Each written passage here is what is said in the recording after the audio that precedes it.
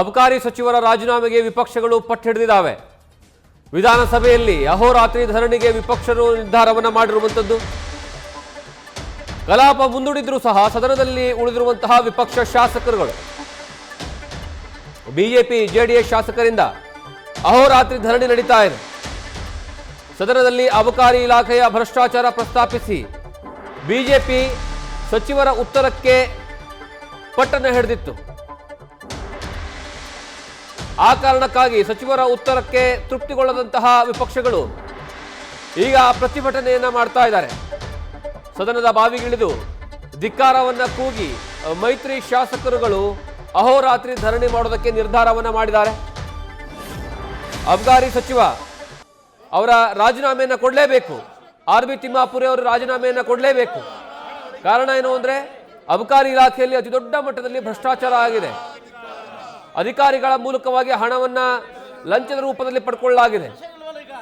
ಇನ್ನು ಅಬಕಾರಿ ಇಲಾಖೆಯಲ್ಲಿ ಲೈಸೆನ್ಸ್ ಕೊಡುವಂತಹ ವಿಚಾರಕ್ಕೆ ಸಂಬಂಧಪಟ್ಟ ಹಾಗೆ, ರಿನ್ಯೂವಲ್ ಮಾಡುವಂತಹ ವಿಚಾರಕ್ಕೆ ಸಂಬಂಧಪಟ್ಟ ಹಾಗೆ ಲೈಸೆನ್ಸ್ಗಳನ್ನ ಅಲ್ಲಿ ಲಕ್ಷಾಂತರ ರೂಪಾಯಿ ಹಣವನ್ನ ಪ್ರತಿ ಒಬ್ಬ ವ್ಯಕ್ತಿಯಿಂದ ತಗೊಳ್ಳಲಾಗಿದೆ. ಆ ಕಾರಣಕ್ಕಾಗಿ ಒಟ್ಟು ಕೋಟ್ಯಾಂತರ ರೂಪಾಯಿ ಹಣವನ್ನ ಅಬಕಾರಿ ಇಲಾಖೆಯಲ್ಲಿ ಭ್ರಷ್ಟಾಚಾರ ನಡೆದಿದೆ ಅನ್ನುವಂತಹ ಆರೋಪವನ್ನು ಇಟ್ಕೊಂಡು, ಜೊತೆಗೆ ಅಬಕಾರಿ ಇಲಾಖೆಯ ಹಣವನ್ನ ಕೇರಳಕ್ಕೆ ಎಲೆಕ್ಷನ್ಗೆ ಬಳಕೆಯನ್ನು ಮಾಡಿಕೊಳ್ಳಲಾಗ್ತಿದೆ ಅನ್ನುವಂತಹ ವಿಚಾರವನ್ನು ಇಟ್ಕೊಂಡು ಈಗ ಪ್ರತಿಭಟನೆ ಮಂತ್ಲಿ ಕಲೆಕ್ಷನ್ ಅದೇ 278 ಕೋಟಿ ಕಂಪ್ಲೇಂಟ್ ಅಲ್ಲೇ ಇದೆ.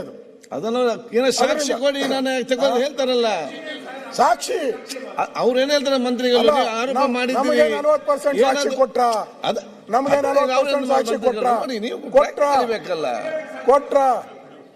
ಅವ್ರು ಏನು ರಾಜ್ಯದಲ್ಲಿ ಸ್ವತಃ ಮುಖ್ಯಮಂತ್ರಿಯಿಂದ ಇಡೀ ಸರ್ಕಾರ ಅಬಕಾರಿ ಇಲಾಖೆಯಲ್ಲಿ ಕೋಟಿ ಕೋಟಿ ಲೂಟಿ ಹೊಡೆದಿದೆ. ಅದಕ್ಕೆ ಮುಖ್ಯಮಂತ್ರಿಗಳು ಬೆಂಬಲ ಕೊಡ್ತಾ ಇದ್ದಾರೆ. ಅದರಿಂದ ಇದು ಬ್ರಹ್ಮಾಂಡ ಭ್ರಷ್ಟಾಚಾರ. ರಾಜ್ಯದ ಖಜಾನೆಗೆ ಕನ್ನ ಹಾಕಿದ್ದಾರೆ.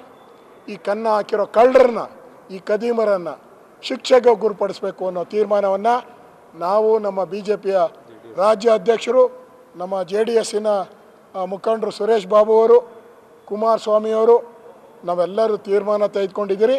ಇಷ್ಟು ಹಣ 6,000 ಕೋಟಿ ಲೂಟಿಯನ್ನು ಉಳಿಸ್ಬೇಕು. ಇದು ರಾಜ್ಯದ ಜನಗಳಿಗೆ ಸೇರಿದ್ದು. ಒಂದು ಕಡೆ MLAಗಳು ಹಣ ಇಲ್ಲ ಅಭಿವೃದ್ಧಿಗೆ ಅಂತ ಪರದಾಡ್ತಾ ಇದ್ದಾರೆ, ಸಂಬಳ ಬಂದಿಲ್ಲ ಅಂತ ಆತ್ಮಹತ್ಯೆ ಮಾಡ್ಕೊಂಡಿದ್ದಾರೆ. ಗ್ರಂಥಪಾಲಕಿಯೊಬ್ಬರು ಆತ್ಮಹತ್ಯೆ ಮಾಡ್ಕೊಂಡಿದ್ದಾರೆ. ಈ ಥರ ದಿನನಿತ್ಯ ನಡೀತಾ ಇದೆ. ಇಷ್ಟಿದ್ರೂ ಕೂಡ ಮುಖ್ಯಮಂತ್ರಿಗಳು ಅವ್ರು ರಾಜೀನಾಮೆ ಪಡೆಯಲಿಲ್ಲ ಅಂದರೆ ಇದು ಹಣ ಪೂರ್ತಿ ಕಾಂಗ್ರೆಸ್ಸಿನ ಹೆಡ್ ಆಫೀಸ್ಗೆ ಹೋಗ್ತಾ ಇದೆ, ಚುನಾವಣೆಗೆ ಹೋಗ್ತಾ ಇದೆ. ಅದಕ್ಕೋಸ್ಕರ ನಾವು ತೀರ್ಮಾನ ಮಾಡಿದ್ದೀರಿ. ನಾವು, ನಮ್ಮ ಅಧ್ಯಕ್ಷರು ವಿಜಯೇಂದ್ರ ಅವರು, ನಮ್ಮ ಬಾಬು ಅವರು, ಫ್ಲೋರ್ ಲೀಡರ್ ಬಾಬು ಅವರು, ನಮ್ಮ JDS ಅವರು, ಯಾಕಂದರೆ JDSನ MLAಗೂ ಅವಮಾನ ಮಾಡಿದ್ದಾರೆ ಮಂಡ್ಯದಲ್ಲಿ ಮಂಜುಗೆ. ಅದರಿಂದ ನಾವು ಇಂಥ ಒಂದು ಭ್ರಷ್ಟಾಚಾರಕ್ಕೋಸ್ಕರ ಇವತ್ತು ವಿಧಾನಸಭೆ ಒಳಗಡೆ ಧರಣಿ ಮಾಡಿದ್ದೀರಿ. ರಾತ್ರಿ ಪೂರ್ತಿ ಇಲ್ಲೇ ಅಹೋರಾತ್ರಿ ಧರಣಿಯನ್ನು ನಾವು ಮಾಡ್ತಾಯಿದ್ದೀರಿ. ಅಹೋರಾತ್ರಿ ಧರಣಿಯನ್ನು ಮಾಡ್ತಾಯಿದ್ದೀರಿ. ಧರಣಿ ಮಾಡೋ ಮುಖಾಂತರ ಅವರ ರಾಜೀನಾಮೆ ಕೊಡೋವರೆಗೂ ನಾವು ಧರಣಿಯನ್ನು ಮುಂದುವರಿಸ್ತೀವಿ. ರಾಜೀನಾಮೆ ಕೊಡಲೇಬೇಕು. ಭ್ರಷ್ಟ ಮುಖ್ಯಮಂತ್ರಿಯನ್ನು ಕೈ ಬಿಡಬೇಕು. ಇಲ್ಲಾಂದರೆ ಮುಖ್ಯಮಂತ್ರಿಗೆ ಇದ್ರ ಪಾಲು ಹೋಗ್ತೈತೆ ಅನ್ನೋ ನೇರ ಆಪಾದನೆಯನ್ನು ನಾವು ಮಾಡ್ತಾ ಇದ್ದೀವಿ. ಇವತ್ತು ಜಗಜ್ಜಾಹೀರಾಗಿ ಇಡೀ ರಾಜ್ಯಾದ್ಯಂತ ಇವತ್ತು ಎಲ್ಲ ಮಾಧ್ಯಮದ ಮುಖಾಂತರ ಮತ್ತು ಜನಗಳ ಮಾತು ಬರ್ತಾ ಇದೆ. ಇದನ್ನು ಕಣ್ಣು ಇದ್ದರೂ ಕೂಡ ಕಾಣದ ರೀತಿಯಲ್ಲಿ ಈ ಸರ್ಕಾರ ಏನು ನಡ್ಕೋತಾ ಇದೆ, ಖಂಡಿತ ಇದನ್ನು ನಾವೆಲ್ಲರೂ ಕೂಡ ಖಂಡಿಸ್ತೇವೆ. ಇವತ್ತು ನಾವೆಲ್ಲ ನೋಡ್ತೇವೆ. ನಮ್ಮ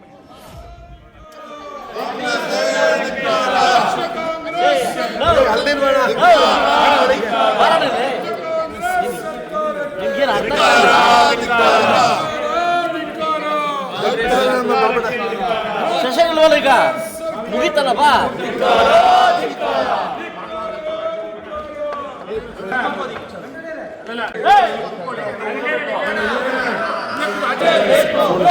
ಏನಂತ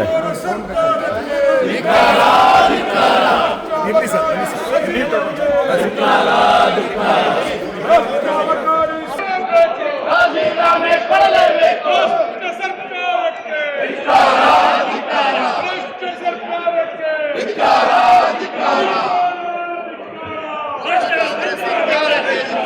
ಕೊಡಲೇಬೇಕು. ಕೊಡಲೇಬೇಕು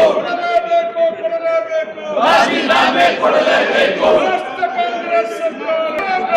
ರಾಜೀನಾಮೆ ಕೊಡಲೇಬೇಕು. ಇನ್ನು ಈ ಬಗ್ಗೆ ಹೆಚ್ಚಿನ ಮಾಹಿತಿ ನಮ್ಮ ಪ್ರತಿನಿಧಿ ಮಂಜುನಾಥ್ ಕೊಡ್ತಾರೆ. ಮಂಜುನಾಥ್, ಇವತ್ತು ರಾತ್ರಿ ಪೂರ್ತಿ ಅಹೋರಾತ್ರಿ ಧರಣಿಯನ್ನ ಮಾಡೋದಕ್ಕೆ ಬಿಜೆಪಿ ಮತ್ತು ಜೆಡಿಎಸ್ ಎರಡೂ ಪಕ್ಷಗಳು ನಿರ್ಧಾರವನ್ನ ಮಾಡಿದಾವೆ. ಎಲ್ಲಿಯವರೆಗೆ ರಾಜೀನಾಮೆ ಕೊಡೋದಿಲ್ವೋ ಅಬಕಾರಿ ಸಚಿವರು, ಅಲ್ಲಿಯವರೆಗೂ ನಮ್ಮ ಹೋರಾಟ ಇದೆ ಅಂತ ಹೇಳ್ತಿದ್ದಾರೆ. ಏನೆಲ್ಲ ಇದೆ ಅಪ್ಡೇಟ್ಸ್?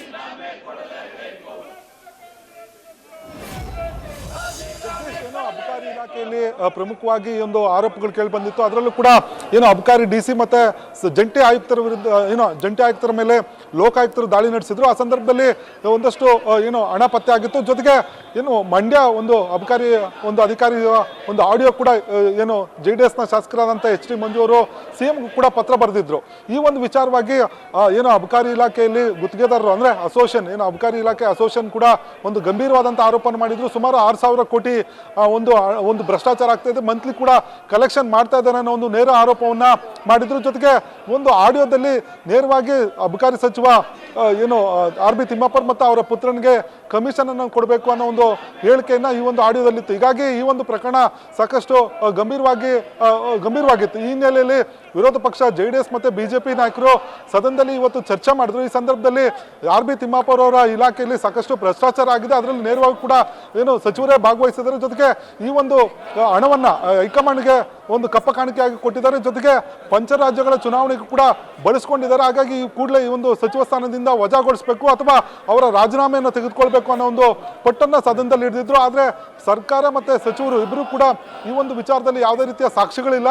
ಜೊತೆಗೆ ದಾಖಲೆ ಇದ್ರೆ ನಾವು ರಾಜೀನಾಮೆ ಕೊಡ್ತೇವೆ. ಜೊತೆಗೆ ಬಿಜೆಪಿ ಸರ್ಕಾರದಲ್ಲೂ ಕೂಡ ಸಾಕಷ್ಟು ಭ್ರಷ್ಟಾಚಾರ ಆಗಿತ್ತು, ಆಗ ಯಾರು ಕೂಡ ರಾಜೀನಾಮೆ ಕೊಟ್ಟಿಲ್ಲ. ಈ ಒಂದು ಪ್ರಕರಣದಲ್ಲಿ ಇನ್ನೂ ಕೂಡ ಅಧಿಕಾರಿಗಳ ಮೇಲೆ ಕ್ರಮ ತೆಗೆದುಕೊಳ್ಳಲಾಗಿದೆ. ಜೊತೆಗೆ ಅವರು ಕೂಡ ಬೇಲ್ ಮೇಲೆ ಬಂದಿರುವಂಥದ್ದು. ಜೊತೆಗೆ ದೂರುದಾರರ ವಿರುದ್ಧ ಸಾಕಷ್ಟು ಆರೋಪಗಳಿದೆ. ಹಾಗಾಗಿ ರಾಜೀನಾಮೆ ಕೊಡುವ ಪ್ರಮೇಯ ಇಲ್ಲ, ಇದರಲ್ಲಿ ಯಾವುದೇ ರೀತಿಯ ಅಕ್ರಮಗಳಾಗಿಲ್ಲ ಅನ್ನೋ ಮಾತನ್ನ ಹೇಳಿದ್ರು. ಹಾಗಾಗಿ ಈ ಒಂದು ಹಿನ್ನೆಲೆಯಲ್ಲಿ ಒಂದು ವಿರೋಧ ಪಕ್ಷಗಳಾಗಿ ಬಿಜೆಪಿ ಮತ್ತು JDS ನಾಯಕರು ಒಂದು ನಿರ್ಧಾರಕ್ಕೆ ಬಂದಿರುವಂಥದ್ದು. ಪ್ರಮುಖವಾಗಿ ಈ ಒಂದು ಪ್ರಕರಣದಲ್ಲಿ ಆರೋಪಿಯಾಗಿರುವಂಥ ಅಂದ್ರೆ ಆರೋಪಗಳು ಕೇಳಿ ಬಂದಿರುವ ಹಿನ್ನೆಲೆಯಲ್ಲಿ RB ತಿಮ್ಮಪ್ಪ ಅವರು ತಮ್ಮ ಸಚಿವ ಸ್ಥಾನಕ್ಕೆ ರಾಜೀನಾಮೆ ಕೊಡುವವರೆಗೂ ಕೂಡ ಒಂದು ಅಹೋರಾತ್ರಿ ಧರಣಿಯನ್ನು ಕೈಗೊಳ್ಳೋದಕ್ಕೆ ತೀರ್ಮಾನವನ್ನು ತೆಗೆದುಕೊಂಡಿದ್ದಾರೆ. ಈಗಾಗಲೇ ಈ ಬಗ್ಗೆ ಸಚಿವರ ರಾಜೀನಾಮೆಯವರೆಗೂ ಕೂಡ ಸ್ಪಷ್ಟವಾದಂಥ ಹೋರಾಟ ಮಾಡಲಿಕ್ಕೆ ತೀರ್ಮಾನವನ್ನು ತೆಗೆದುಕೊಂಡಿರುವಂಥದ್ದು. ಆ ಹಿನ್ನೆಲೆಯಲ್ಲಿ ಆರ್ ಅಶೋಕ್ ಮತ್ತೆ ಸುರೇಶ್ ಬಾಬು ನೇತೃತ್ವದಲ್ಲಿ ಸದನದಲ್ಲೇ ಇವತ್ತು ರಾತ್ರಿ ಕಳೆಯುವ ಸಾಧ್ಯತೆಗಳೇ ಹೆಚ್ಚಿರುವಂಥದ್ದು. ಯಾಕಂದ್ರೆ ಈಗಾಗಲೇ ತೀರ್ಮಾನವನ್ನು ಕೂಡ ತೆಗೆದುಕೊಂಡಿದ್ದಾರೆ. ನಂತರ ನಾಳೆ ಬೆಳಗ್ಗೆ ಕೂಡ ಸದನ ಆರಂಭ ಆಗುತ್ತೆ, ಅಲ್ಲಿವರೆಗೂ ಕೂಡ ಪ್ರತಿಭಟನೆಯನ್ನ ಮಾಡುತ್ತಾರೆ. ಜೊತೆಗೆ ನಾಳೆ ಕೂಡ ಅಧಿವೇಶನ ಆರಂಭ ಆಗುತ್ತೆ, ಅಲ್ಲಿವರೆಗೂ ಕೂಡ ಸದನದಲ್ಲೇ ಇದ್ದು ಹೋರಾಟವನ್ನು ಮಾಡುವ ಮುಖಾಂತರ ಸರ್ಕಾರಕ್ಕೆ ಒಂದು ಎಚ್ಚರಿಕೆ ಸಂದೇಶವನ್ನು ಮತ್ತೆ ಸರ್ಕಾರದ ಮೇಲೆ ಒತ್ತಡ ಇರುವಂಥ ಕೆಲಸಗಳನ್ನ ಈಗ ವಿರೋಧ ಪಕ್ಷವಾಗಿ ಬಿಜೆಪಿ ಮತ್ತು JDS ನಾಯಕರು ಮಾಡ್ತಾ ಇರುವಂಥದ್ದು. ಜಗದೀಶ್, ಥ್ಯಾಂಕ್ ಯು ಮಂಜುನಾಥ್, ನಿಮ್ಮೆಲ್ಲ ಮಾಹಿತಿಗಾಗಿ. ನ್ಯೂಸ್ ಫಸ್ಟ್ ನಿರ್ಭೀತಿಯಿಂದ ನಿಮ್ಮ ಪರವಾಗಿ.